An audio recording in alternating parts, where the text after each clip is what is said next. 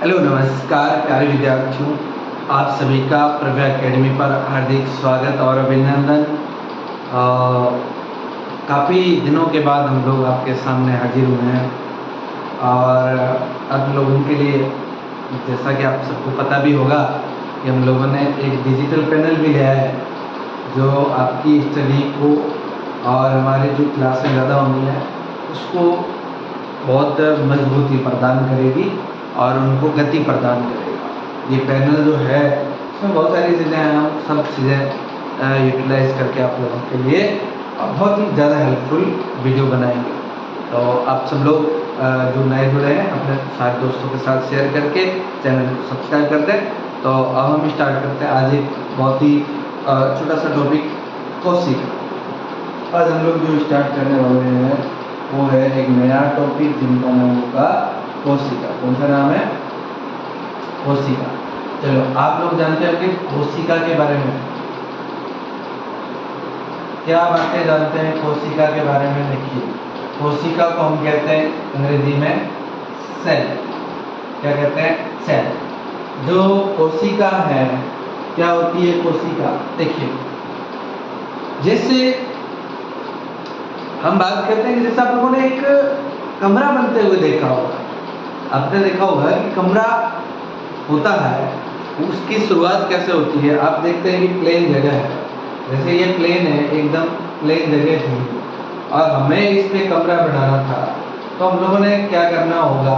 सबसे पहले यहाँ पर एक ईंट रखेंगे, फिर हम दूसरी ईंट रखने की कोशिश करेंगे, ऐसे करके छोटी छोटी ईंटें रखते रखते इसके ऊपर चढ़ते चढ़ते हम लोग क्या कर लेंगे? बहुत बड़ा घर बना लेंगे। बहुत बड़ा जो घर बन रहा है वही आपका जो आज आपको घर दिख रहा है वो है। लेकिन आपको एक बात पता चल रही होगी कि ये जो घर है वो शुरू में इस एक ईंट से बना, एक ईंट के बाद दो ईंटें लगाई, ये तीन ईंटें लगाते लगाते बहुत बड़ा घर बन गया, बहुत बड़ा कमरा बन गया, बहुत बड़ी बिल्डिंग बन गई।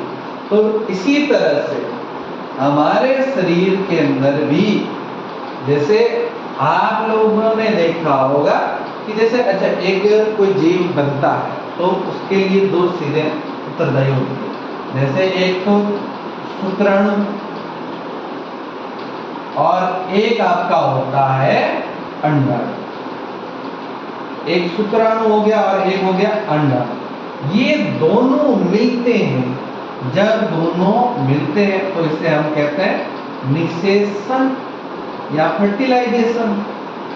निषेचन होने के बाद युग्मक, ये नर युग्मक था, ये मादा युग्मक है, ये दोनों मिलके युग्मनज का निर्माण कर लेते हैं। ठीक, अब आपको ये पता है या नहीं, ये मैं बताता हूं कि ये क्या है। ये एक सेल है, यानी कि कोशिका। अंडाणु भी एक सेल है और ये युग्मनज बना, ये एक सेल है। ये सेल आगे विभाजित होती है और बहुत सारी कोशिकाएं बनाती है, बहुत सारी कोशिकाएं बनाती है, विभाजित होकर बहुत सारी सेल बनाएगी, बहुत सारी सेल बनती रहेगी और कुल मिला के इन सेल का एक ग्रुप बनेगा, जिससे आपने सुना होगा उत्तक बनेगा। उत्तक का एक समूह बनेगा या ग्रुप बनेगा, जिससे आपका क्या बन जाएगा? जिससे आपका क्या बन जाएगा? अंग बन जाएगा। अंग का एक समूह होगा, तंत्र बनाएगा, तंत्र से आपका क्या बनेगा? शरीर बन जाएगा। ये जो आज आपका शरीर देख रहे हो, आखिरकार बन किससे रहा है ये बताओ मेरे को। आप कहोगे सर किससे बन रहा है, बताओ मेरे को। आप कहोगे सर ये बन रहा है इस सेल से। इससे बन रहा है? कोशिका से। अब मैं आपको कहना ये चाहता हूं, जिस तरह से आपका एक ईंट से ईंट जुड़ी और ईंट जुड़ते जुड़ते एक आपका पूरा घर बन गया, एक आपकी बिल्डिंग बन गई, इसी तरह से इसी कोशिका से मिलके आपका पूरा शरीर बन गया। क्या बन गया भाई? पूरा शरीर बन गया। ये है। तो अब हम ये करते हैं, आपको समझ में आ गया होगा कि कोशिका की कहानी सिंपल नहीं है भैया। कोशिका की कहानी सिंपल नहीं है। कोशिका हमारे जितनी बड़ी बॉडी दिख रही है, जितना बड़ा शरीर दिख रहा है, उस पूरे शरीर की क्या है, इकाई है, उसकी क्या है, इकाई है।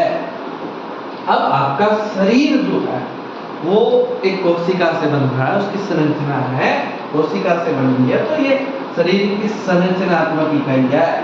और सबसे छोटी कहा जा सकता है संरचनात्मक इकाई है ये क्या, कोशिका।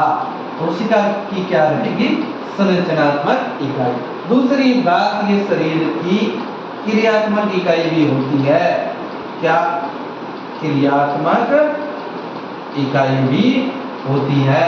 अब बताओ क्रियात्मक इकाई का अर्थ क्या होगा, सुनो। क्रियात्मक का अर्थ है कार्य, क्रिया करने वाली, ये समझो। और क्रिया जो है वो किससे होती है, वो ऊर्जा से होती है। और ऊर्जा का निर्माण हमारे कोशिका के अंदर होता है। कोशिका के अंदर एक अंग होता है जिसका नाम बोलो क्या, माइटोकॉन्ड्रिया। माइटोकॉन्ड्रिया।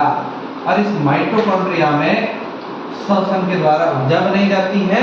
और जो ऊर्जा है वो कहां पर बन रही है, कोशिका के अंदर, यानी कि माइटोकॉन्ड्रिया के अंदर बन रही है, कोशिका के अंदर बन रही है। कोशिका के अंदर ऊर्जा बन रही है, ऊर्जा ही किससे क्या करवाती है, क्रिया करवाती है, क्रिया कराती है। इसलिए हमारे शरीर में कोशिका दो छोटे छोटे काम, सबसे छोटा अंग, सबसे छोटा भाग है, सबसे छोटी इकाई है जो दो काम करती है। एक तो क्या करती है, हमारी संरचनात्मक इकाई हमारे शरीर की संरचना बनाती है। और दूसरा क्या काम करती है, हमारे शरीर की क्रियात्मक इकाई यानी क्रियाएं करती है। चलो इसके बारे में अपन लिखते हैं, क्या लिखते हैं, देखो। कोशिका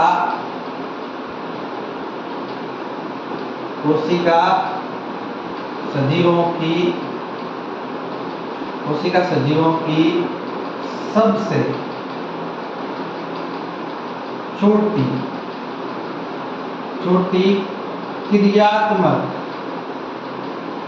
सबसे छोटी क्रियात्मक एवं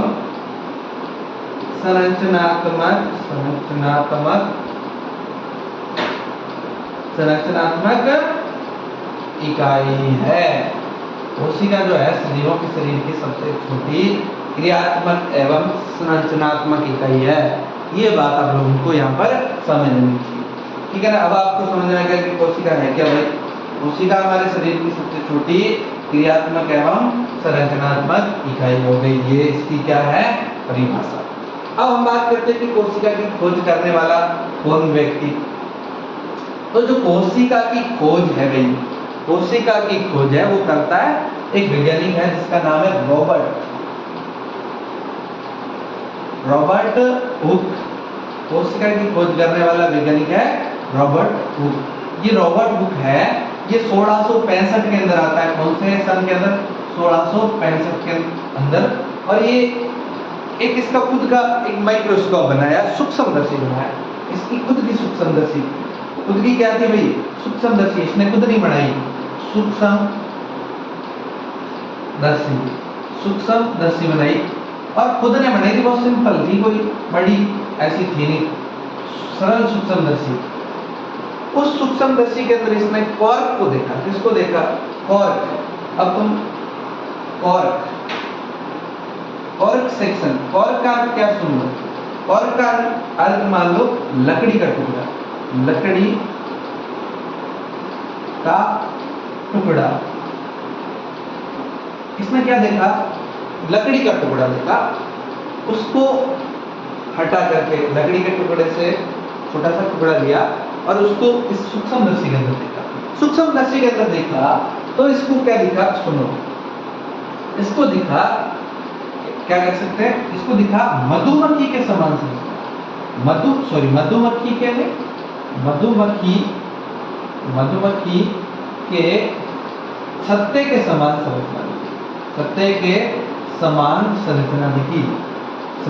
अच्छा, मधुमक्खी का सत्ता आप लोगों ने देखा होगा, इस तरह का एक सत्ता होता है ना, ऐसे खांचे बने होते हैं।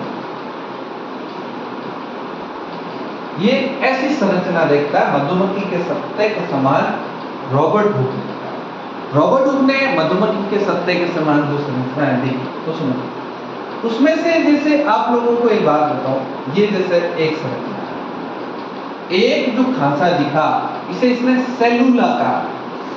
क्या कहा भाई?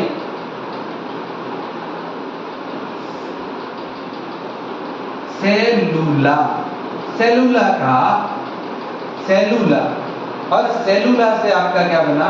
सेल, और सेल को ही हम क्या कहते हैं?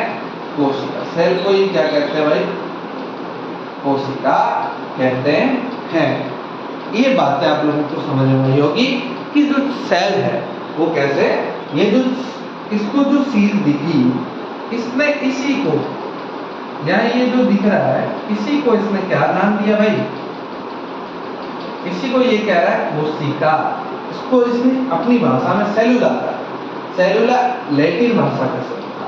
कौन सी भाषा? लैटिन। ये दिखा नहीं होगा, लैटिन भाषा का शब्द था। इसने ये बात कही। अब इंपोर्टेंट बात सुनो, जैसे ये देखो, ये बात करते हैं, यही इसका क्या था? सरल, ये जो दिख रहा है सरल सूक्ष्मदर्शी था। सरल सूक्ष्मदर्शी, ये सरल सूक्ष्मदर्शी इसने खुद नहीं बनाया। इसमें जब कॉरक, कॉरक यानी लकड़ी का टुकड़ा देखा, कॉरक लकड़ी का टुकड़ा, यहाँ पर लकड़ी का फोटो था डालेगा, उसमें ये देखो ना, सत्ते के समान संरचना दिख रही है ना। ये सत्ता आपको लग रहा होगा मधुमक्खी का सत्ता लग रहा होगा, मधुमक्खी का सत्ता जैसा होता है, ऐसी संरचना इस लोग रॉबर्ट हुक को दिख रही थी। तो उसने फिर देखो ये इस तरह के संरचना आपको लग रहा होगा, ये आपको क्या लग रहा है? मधुमक्खी का बिल्कुल सत्ता लग रहा है। अब सुनो, आपको एक बात बताता हूँ, इसमें जैसे ये खांचा दिख रहा है, ये जैसे मान लो आप लोगों को ये दिख रहा है, इसको थोड़ा पीला कलर करते हैं। ये जो था, ये इसको ये क्या कह रहा है पता है? रॉबर्ट हुक कह रहा है सेलुला, इसको क्या कह रहा है? सेलुला। और सेलुला लैटिन भाषा का है, सेलुला से ही सेल बन रहा, सेल का क्या है? कोशिका। ठीक है ना? अब और बात करते हैं इस तरह की सेल की संरचना, इस तरह की ये सेल की संरचना होती है, और अलग अलग टाइप की दो सेल होती है। ये देखो जंतु कोशिका है, और ये कौन सी है? पादप कोशिका। इनके बारे में हम अलग से डिटेल बात करेंगे, लेकिन उससे पहले एक और छोटी सी बात करना चाहते हैं। छोटी सी बात ये है कि ये जो रॉबर्ट हुक ने कोशिका देखी, रॉबर्ट हुक ने जो कोशिका देखी, ये रॉबर्ट हुक ने जो कोशिका देखी, ये मृत कोशिका थी। कैसी कोशिका थी? मृत कोशिका। कैसी कोशिका थी? मृत कोशिका, क्योंकि लकड़ी का टुकड़ा था, तो लकड़ी का टुकड़ा से बच्चा क्या होगा? मृत। क्या होगा भाई? मरा हुआ, सूखा हुआ था, ऊपर की साल लाइक थी, वो इसमें देखी थी, तो मृत कोशिका थी। तो तुम्हारे दिमाग में एक सवाल आया, सर मृत कोशिका तो जीवित सबसे पहले कौन देख रहा है? तो जीवित देख रहा है एक वैज्ञानिक है जिसका नाम है, जीवित कोशिका की बात करते हैं। जीवित कोशिका कौन देख रहा है? उसका एक वैज्ञानिक का नाम है जीवित कोशिका एंटोनी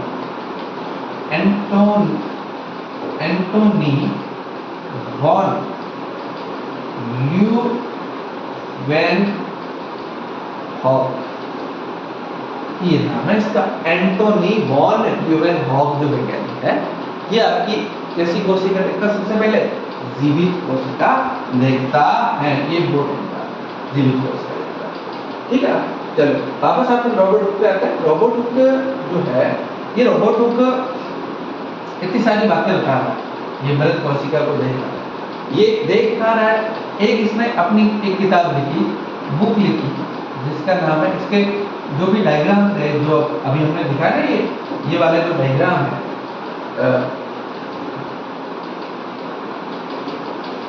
ये वाले डायग्राम, ये डायग्राम हमें कहां से मिलते हैं? इसकी एक किताब है जिसका नाम है, बोलो क्या? माइक्रोग्राफिया,